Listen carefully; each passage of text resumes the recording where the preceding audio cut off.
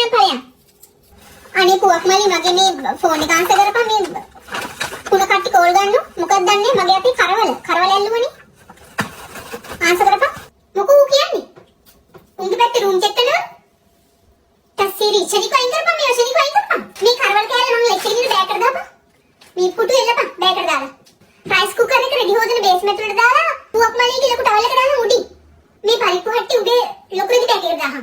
දා දෙමලිච්චි hot plate එක මේ වොෂ්රූම් එකේ තියලා ඉඳුල ගිහලා. ටග්ගා පලේ උණු ගෙඩියේ මේස් කරාල් දෙකේ කොට්ටේ අතර දාහන්. දාපන්. යකෝ හීටරේ රෙදි රැක්කේට දාලා රෙදි වලින් වහපන්. ලුණු බෝතලේ තිබුණට කමන්නේ.